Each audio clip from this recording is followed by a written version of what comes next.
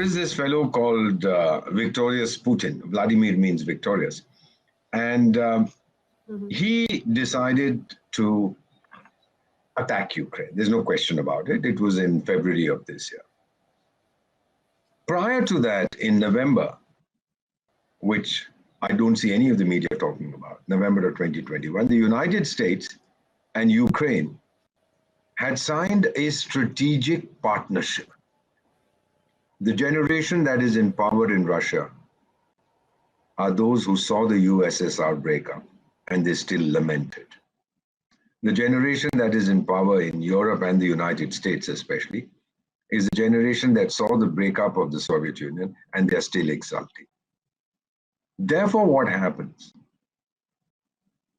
The war begins and that super senior gentleman declares that Putin must go and also says that he's a war criminal.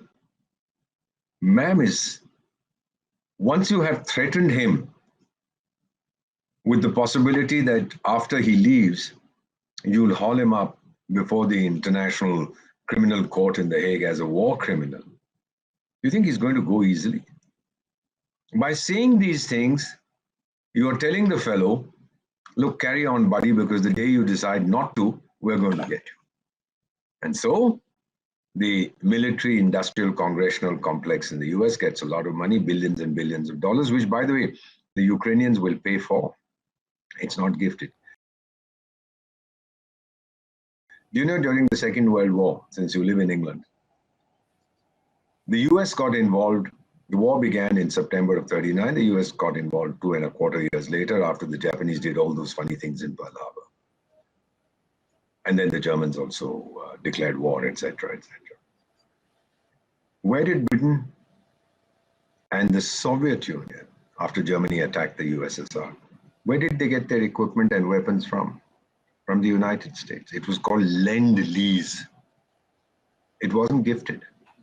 And the last repayment was in 2006. The last repayment to the United States for the equipment that it had supplied. So the same thing will happen with Ukraine. Several generations will pay for it. So once you have said that Putin is a war criminal, a terrible fellow, we have to put him up, but he's digging in. Why did he attack? Because for him, it was an existential issue. He was preoccupied with preserving the unity of the Russian Federation. He had seen what happened to the Soviet Union, and he'll do whatever it takes. He's made that absolutely clear. He said, I'm not bluffing. I'll use any weapons that I have. He hasn't said I'll use nuclear weapons. He says I'll use any weapon, whatever I have, to preserve the integrity of my country, because for me, it was a question of survival. Now, by invading Ukraine, did Russia in any way threaten the safety of the United States? Was it planning to gobble up California or Oregon or Arizona? No, there was no threat. But the threat is to Russia. Now winter is coming in. We are talking on the 28th of September 2022. Winter is setting into Europe. Already many European friends, and I have many, say, look, why are we fighting this nonsense for a nation that is not even a member of the European Union? I mean, till a year ago, whatever happened in Ukraine was no concern of mine. Why should I continue to suffer?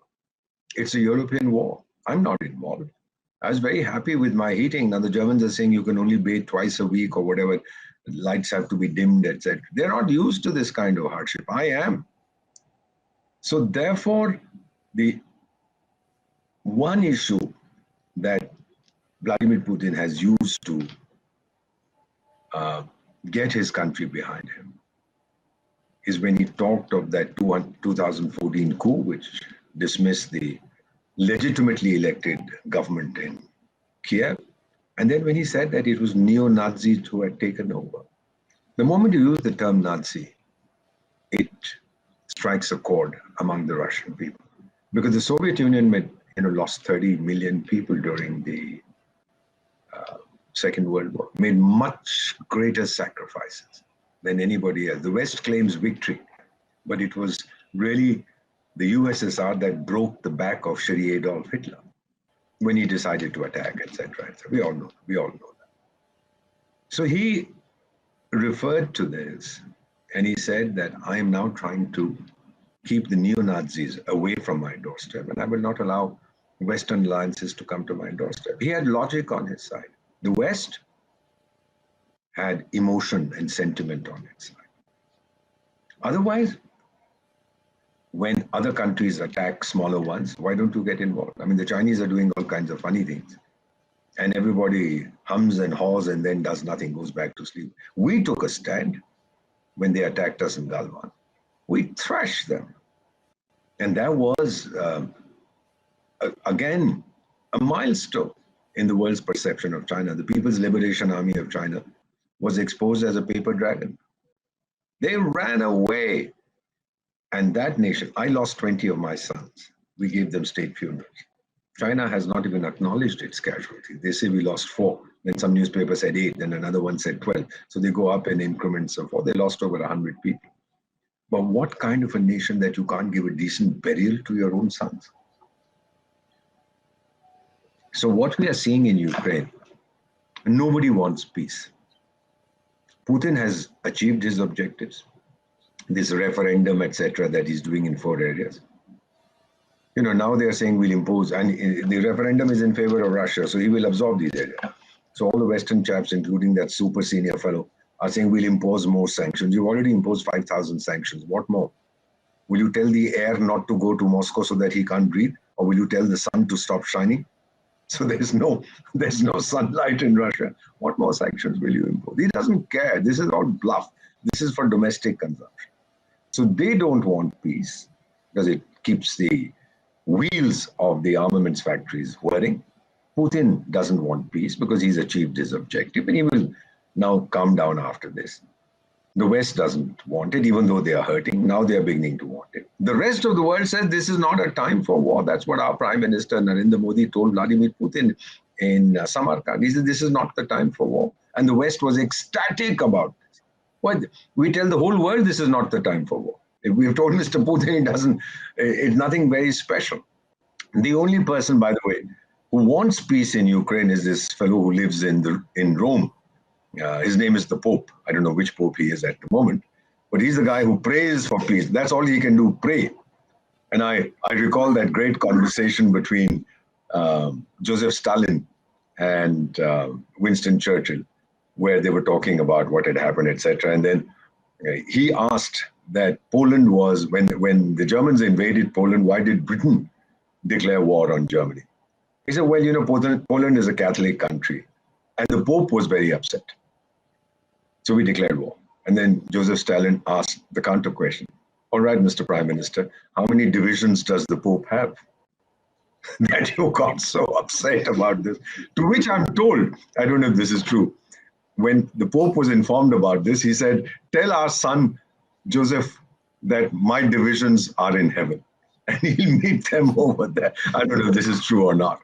But the reality today is, ma'am, that nobody, except those who are not involved, not directly involved, and that's the developing world who are suffering soaring inflation, food crisis, fertilizer crisis, energy crisis. They want peace. Nobody else seems to. Interesting.